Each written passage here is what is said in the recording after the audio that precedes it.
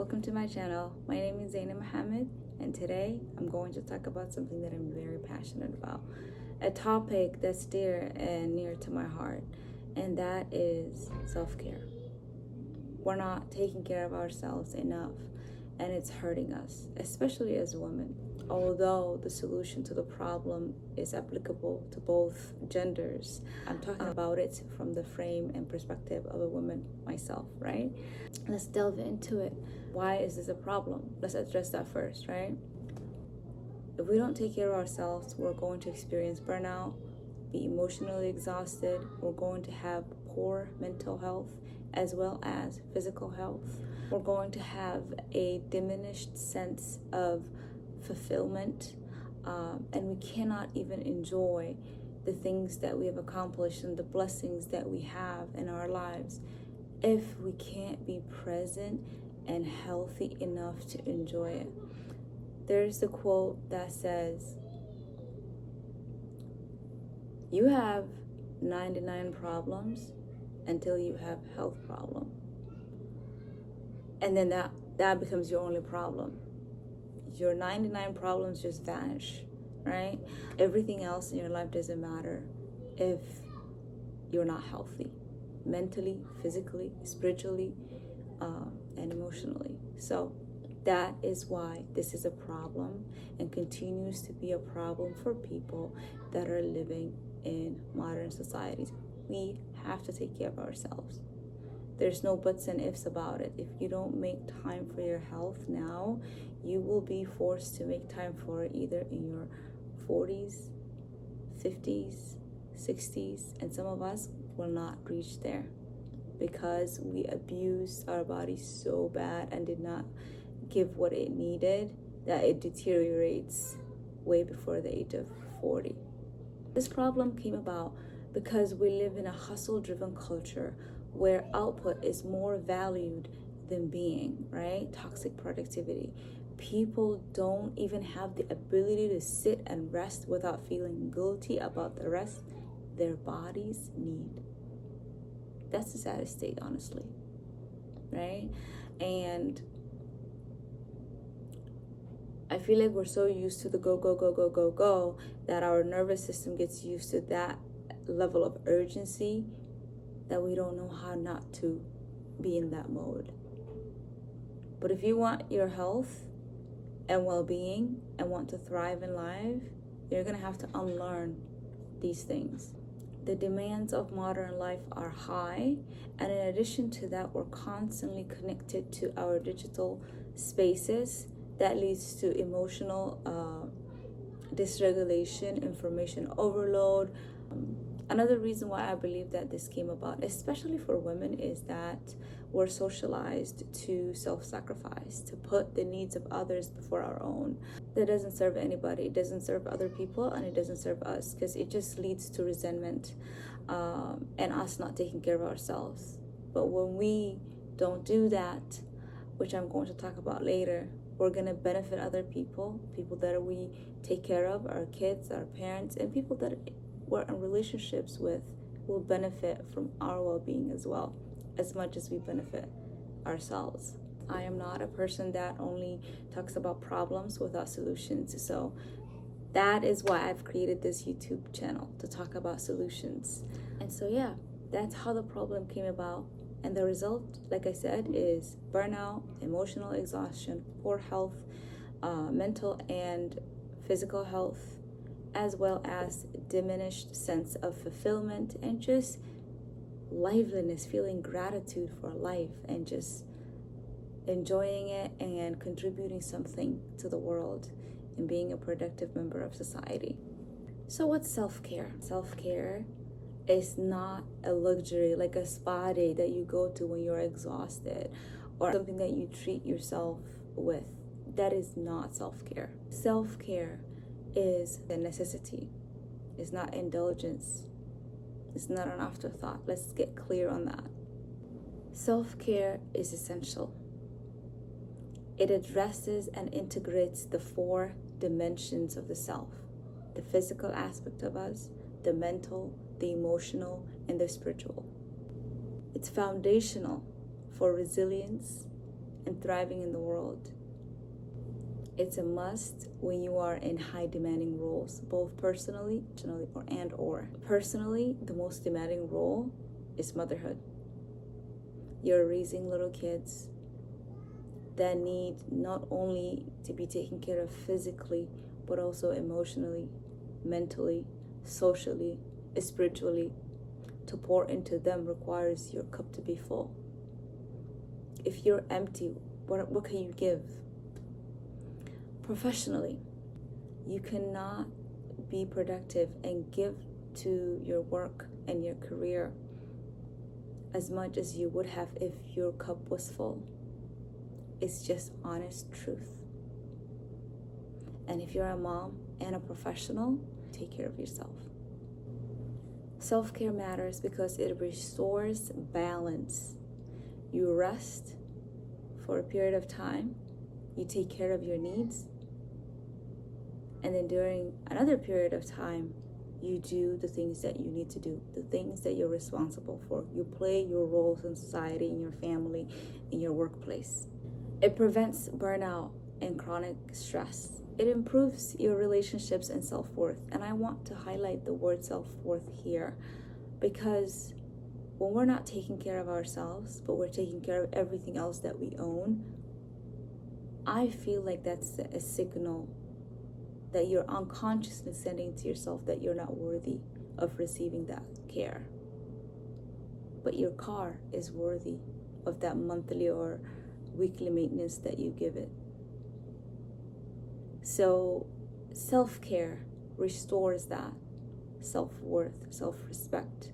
Self-care also supports mental and physical health.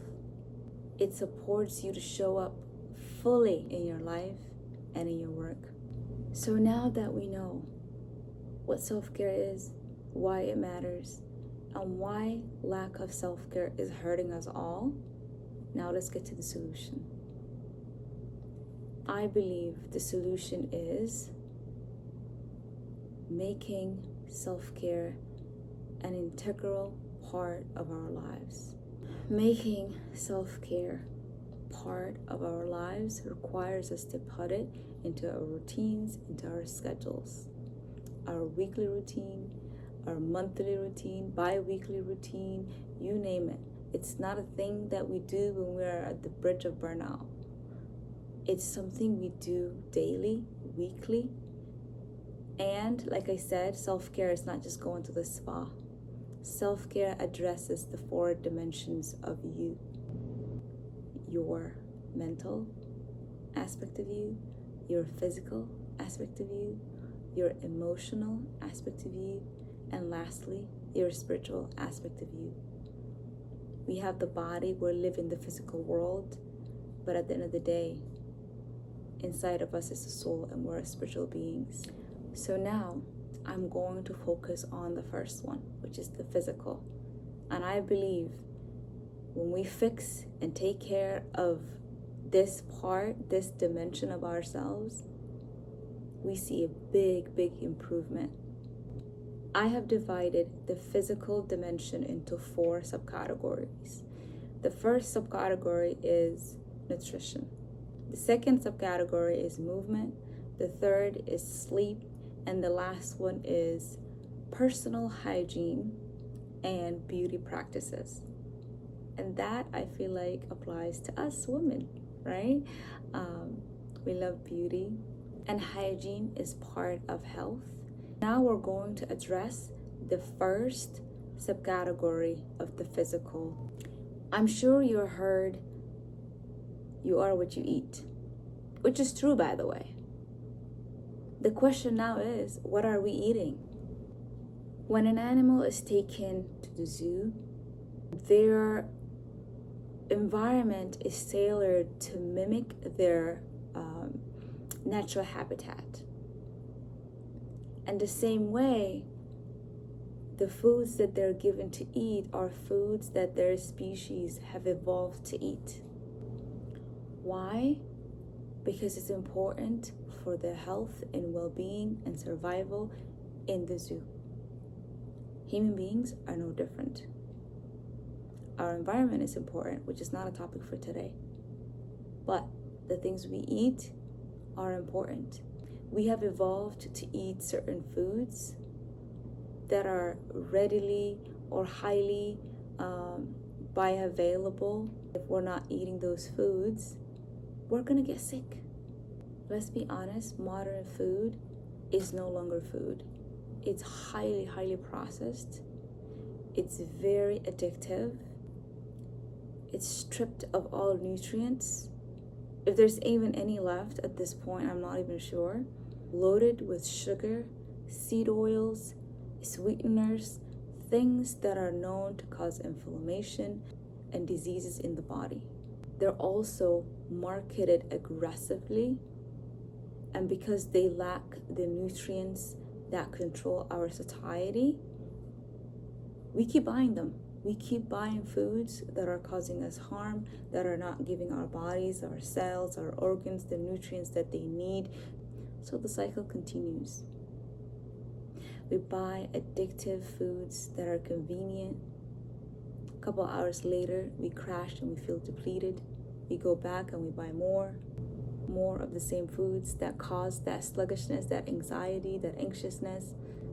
And we're spending our own money, but we feel worse. Logically, it doesn't make sense. And what is the cost? Your mental health, your physical health, your finances, because you're buying foods that were designed to be addictive. What does an addict do if they have money? They go and spend it on the things that they're addicted to. And food is no different. If you're addicted to it, you're gonna go spend money on it. And last cost is a connection to our bodies. How do certain foods make us feel? Yeah, eating this box of donut feels good now, but how do I feel afterwards? The guilt, the shame, the negative self-image. That's just the mental part of it. What about the physical consequences of that? High blood sugar, inflammation, diabetes, metabolic diseases like cardiac diseases. The cost is high. That's why I'm talking about it. When we eat whole, natural foods that we have evolved to eat, we will thrive. And once we eat them and they're like in our stomach and they're being digested, they're highly bioavailable so that we can absorb all of these nutrients. We feel good. We feel healthy. We have the mental clarity and sharpness and focus, right? And we will eliminate all of these issues. But it's not going to be easy. And we welcome challenges, right? We don't just do things that are easy. We can do hard things too. And I feel like our health and our well-being is the one thing that we should not neglect. We should not outsource. We should be the CEOs of our health. Now, before you ask me what is the right diet, I want to talk about my own health journey and then answer that question if you had that. If you didn't have that question in mind, then I don't know if I convinced you enough that this is a problem. So my health journey started when I was diagnosed with gestational diabetes when I was pregnant with my first child. And it was a blessing because it pushed me to learn so much and not just keep eating the standard American diet. I learned the health consequences of diabetes, not just for the mother, but also for the child. But at that time, it was in the middle of the pandemic and I was in university.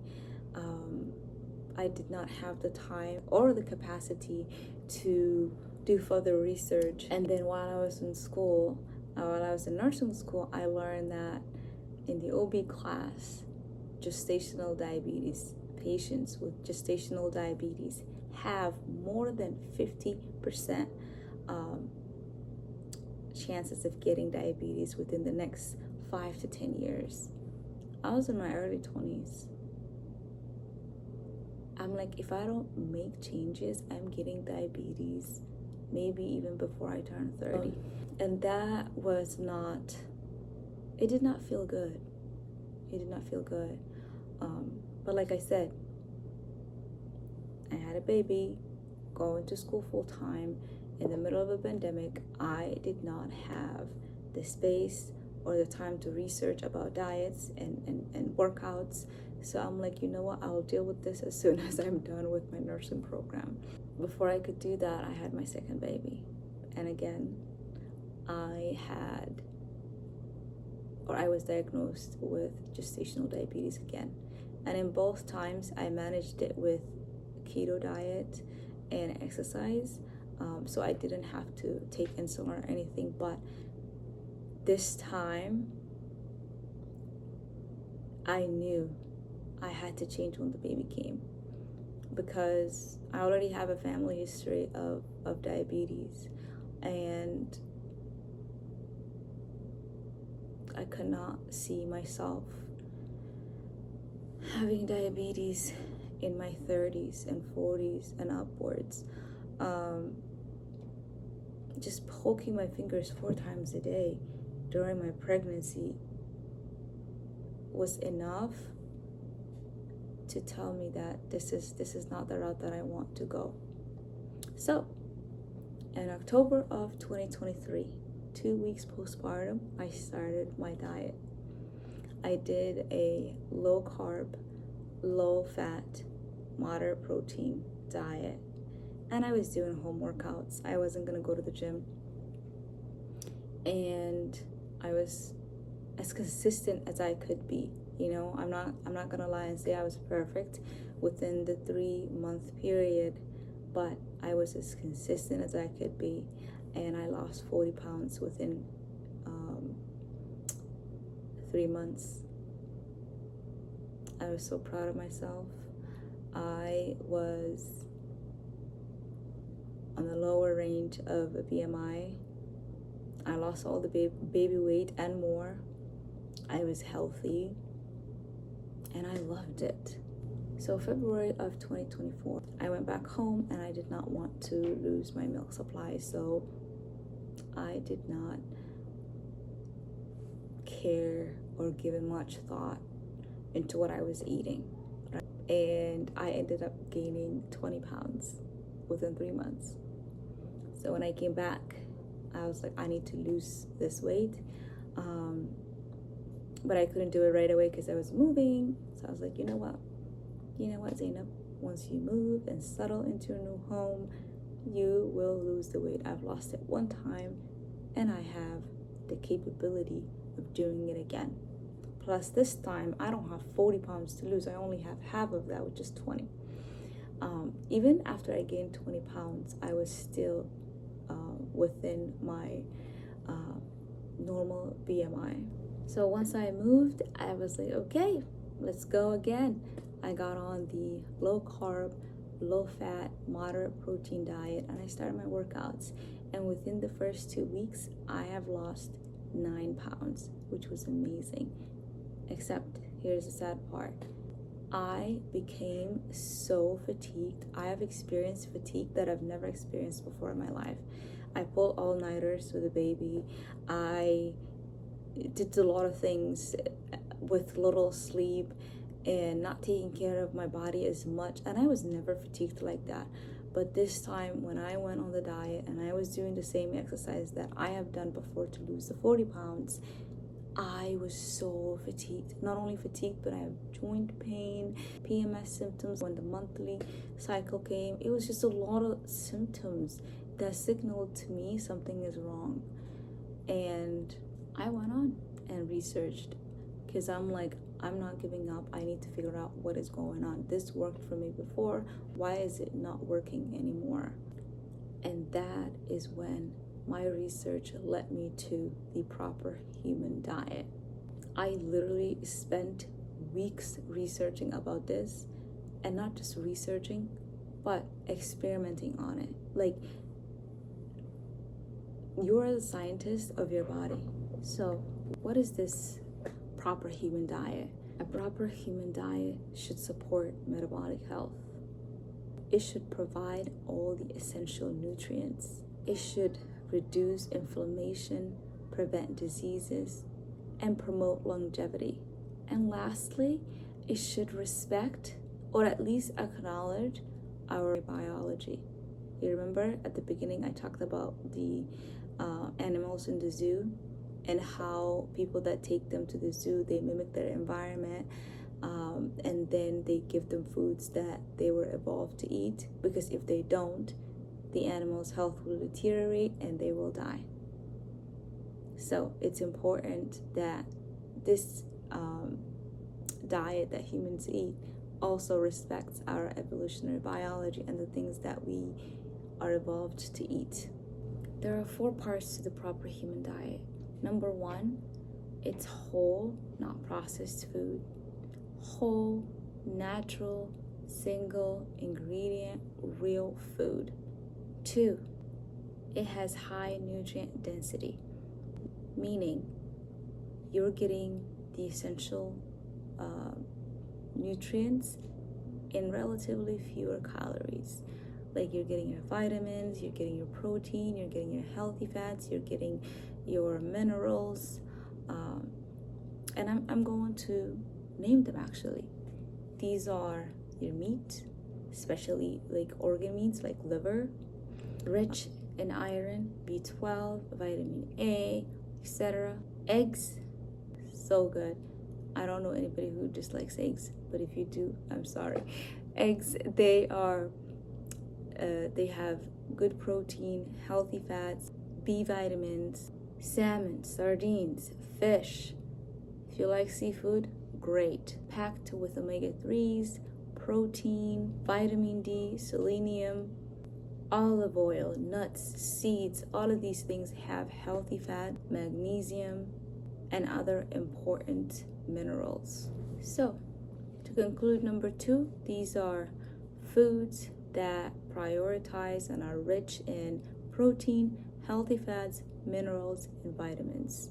And I gave you some examples. Number 3, proper human diet balances out macronutrients. Macronutrients are protein, fats, and carbohydrates. By the way, carbohydrates is not in this list.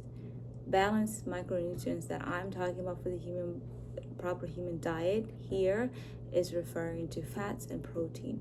Carbohydrates, during my research, I learned that it is not an essential micronutrient, because basically your body can create sugars. When you eat carbohydrates, they're being digested, they turn into sugars.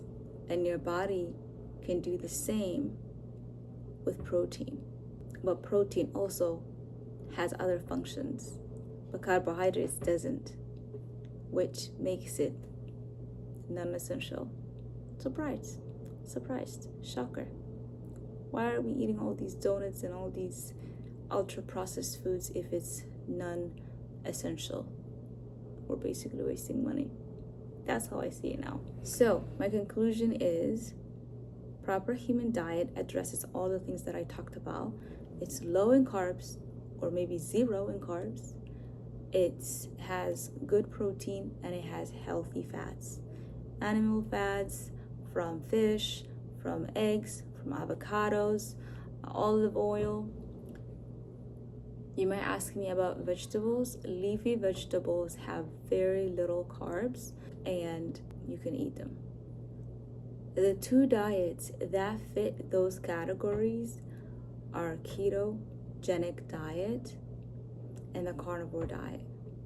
I've already done keto during my pregnancies, and the more research I did on these, the more I learned so much about carnivore, and it seems that it have worked for a lot of people to solve a lot of the issues that they were dealing with, whether it's arthritis, whether it's fatigue, whether it's diabetes, uncontrolled blood sugar, you name it, a lot of different issues. So I said, let me go try carnivore. So I did carnivore diet.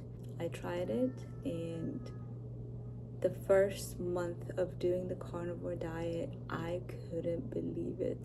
I was feeling so good. I was full of energy. My fatigue, my PMS-like symptoms, joint pain vanished, gone. I was like, if I feel this way, like for 1 month, let me just continue. At this point, I wasn't checking my blood sugars. I wasn't checking anything. I was just going on with how my body felt. I was eating meat. I was eating eggs, avocados, butter, nuts,